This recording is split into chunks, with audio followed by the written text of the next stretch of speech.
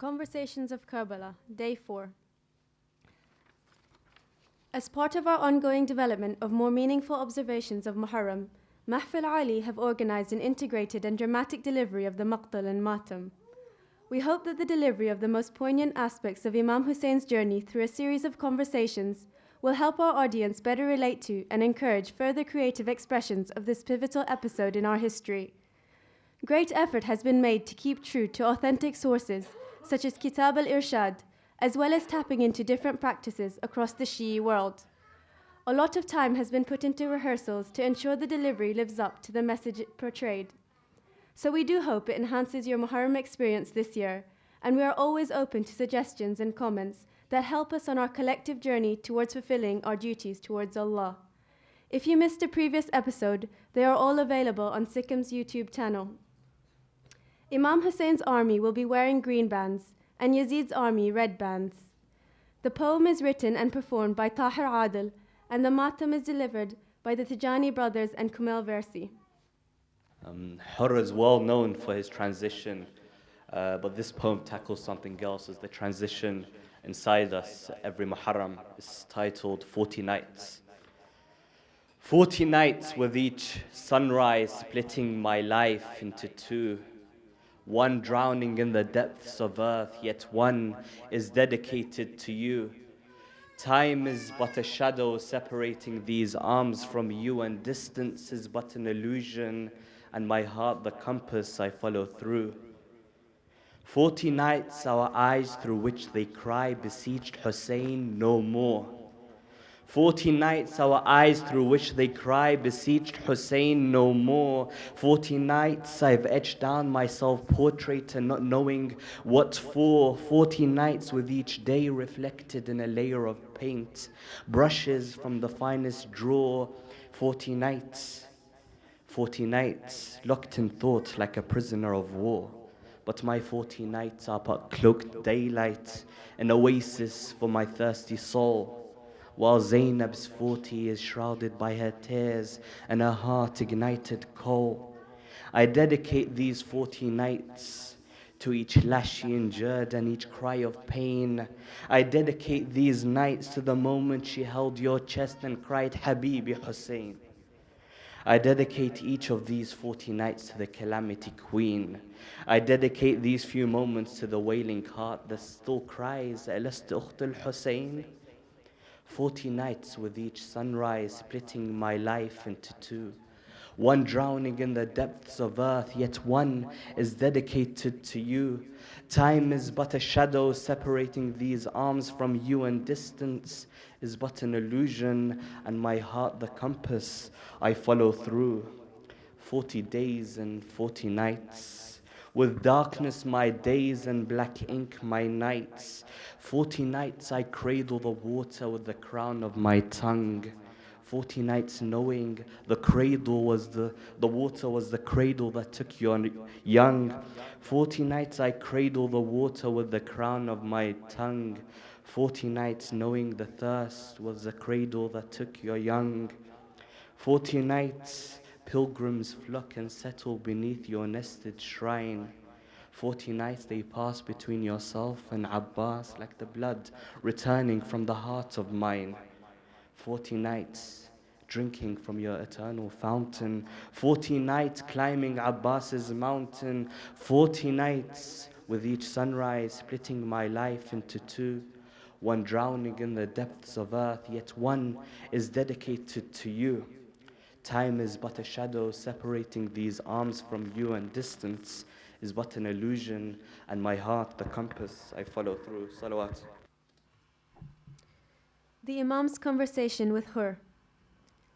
As Imam Husayn's followers set up camp at Dhu Hassan, an army unit numbering 1,000 horsemen under the command of Hur ibn Yazid Riyahi appeared at Dhuhr time. Imam Husayn told his followers to give the army unit water, both for the people and the horses.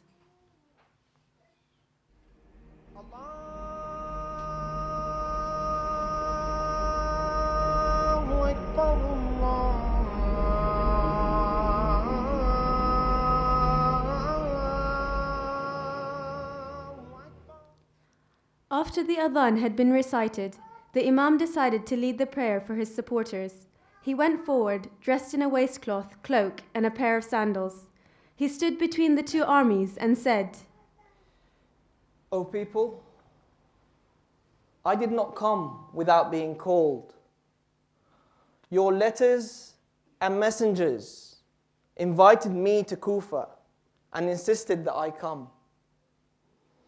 You said, we have no Imam, and we would like to tread the path of righteousness under your guidance and authority. I will remain with you if you are firm with that decision. Otherwise, let me return to my homeland. Everyone fell silent and lowered their heads. Attend to your prayers, and we will attend to ours. We will say our prayers behind you, O Husayn.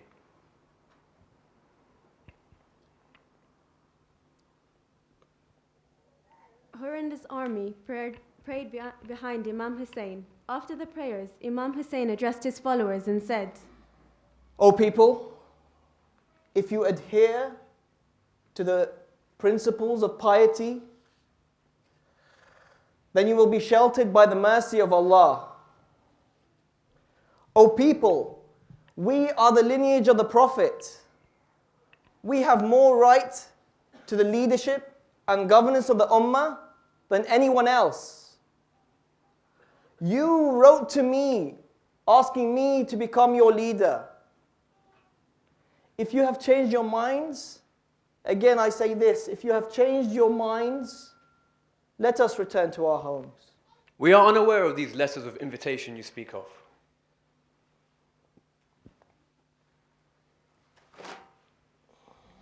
Well, I am not one of those who has written to you. My orders are simple. I must escort you to Kufa and hand you over to Ibn Ziyad. Death is closer than I had anticipated. Let us head back out to Mecca. When Imam Husayn's caravan was about to move, Hur audaciously grabbed the reins of the Imam's horse, preventing him from advancing. Why are you doing this? May your mother weep at your death. If any other man in Arabia had said those words to me, I would say the same of his mother. Except, I cannot say anything of your mother except with utmost respect. What is it that you want? I have no intention of fighting you, Husayn, but I've been instructed not to leave you. Give me time to write to Ibn Ziyad and ask for further instructions, and in the meantime, take this road towards Qadisiyah. Imam Husayn and Hur set off on their journey.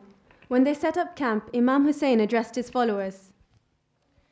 O people, the Prophet said, whoever sees a ruler make lawful what Allah has forbidden, breaking Allah's covenant, going against the traditions of the Prophet, acting sinfully, acting with enmity with the servants of Allah, and if he does not voice opposition or disagreement in deeds or words, then Allah will inflict upon him hardship and misfortune. Surely these leaders have clung on to the obedience of the shaitan and have abandoned the obedience to Allah. They have encouraged corruption. They have misappropriated the war booty. They have suspended the punishment of the criminals. They have made lawful that's what Allah has forbidden. And they have prohibited what Allah has made lawful. Surely I am more entitled to be the one to bring positive reform.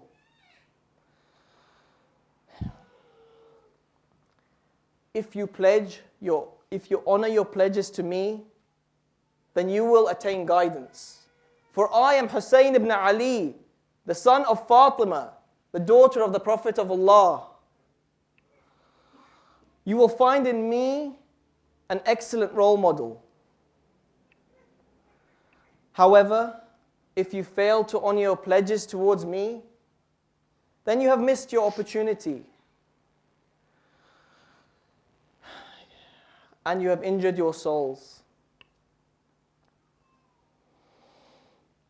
Allah will save me from the need of support from you. Peace and blessings to you all. Husayn, I implore you, you must save your life. By Allah, if you go to war, you know it can only lead to your death. Do you seek to frighten me with death? If you kill me, will it solve anything? I will answer you like a member of the tribe of Aus answered his family when they asked him not to go with the Prophet. I will advance, for death is not a blemish upon a youth. When he seeks truth and fights as a Muslim, when he seeks truth and fights as a Muslim, when he sacrifices his life for the sake of righteousness, if I live, then I live with no regret. But if I die, then it is without blame. It is an indignity that you remain alive, yet you rub your noses in the soil. When Hur heard these verses and understood the Imam was ready to die for what he believed in and would not bow in humiliation to anyone, he returned to his soldiers and began to move forward. The Imam too, with his followers, resumed his journey. As they continued their journey, they met 4 people who had come from Kufa. Hur tried to stop them from joining Imam Husayn's army, but Imam Husayn insisted they were amongst his followers. Assalamu alaikum. Alaikum salam. Tell me about those that you've left behind. In Kufa, the leaders have been heavily bribed. Their sacks have been filled. However, the remaining peoples, their hearts are tilted in your favor, but their swords shall be displayed against you. And what of Qais, the messenger I sent to Kufa? Qais was intercepted and sent to Ibn Ziyad. Ibn Ziyad ordered him to curse you and your father. Instead, he sent his blessings to you and your father and cursed Ibn Ziyad and his father. He invited the people to support you and informed them of your imminent arrival. Upon hearing this, Ibn Ziyad ordered that he be hurled from the highest point in the city. Inna lillahi wa inna ilayhi raji'un. Some have reached death and some are waiting to die, and they have not changed their determination in the very least. O Allah, grant us paradise as our abode, as well as those that have been martyred. Gather us and them in a place that embraces your mercy, and bestow upon us the very precious rewards that are reserved. Look around you. You have no followers. If those men who stand by Hur engage you in battle, they will surely overpower you.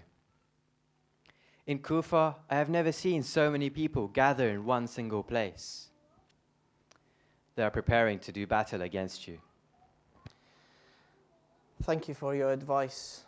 But we have an agreement with the people, and we shan't separate for them. And further, we do not know what will transpire when it comes to it. I implore you before Allah, if you can avoid moving even a step closer to them, then do so. If you need temporary refuge, if you need safety, a place from where to assess your situation, I can take you to a place in our impenetrable mountains of Ajah. As Imam Husayn and his followers continued their journey, they passed and camped at Qasr Bani Maqtal. Imam Husayn rested in his tent. Imam Husayn's son Ali Akbar was with him when he awoke. Inna lillahi wa inna ilayhi raji'un. Walhamdulillahi rabbil alameen. Inna lillahi wa inna ilayhi raji'un. Walhamdulillahi rabbil alameen. Inna lillahi wa inna ilayhi raji'un. Walhamdulillahi rabbil alameen. We belong to Allah, and to Him shall be our return. O my father, why do you recite this Quranic verse about returning to him? O Ali, my son, in my sleep, a horseman came to me and said, the people journey and their fates march towards them. It is then that I realized that he was informing us of our death. O my father, may Allah protect you from all evil. Are we not in the path of truth? Indeed, my son, we are, by the one to whom we all return. In that case, O my father, there is no need for us to be concerned, as long as we die in the path of truth. O Ali, may Allah grant you the best reward that a son is entitled to from his father.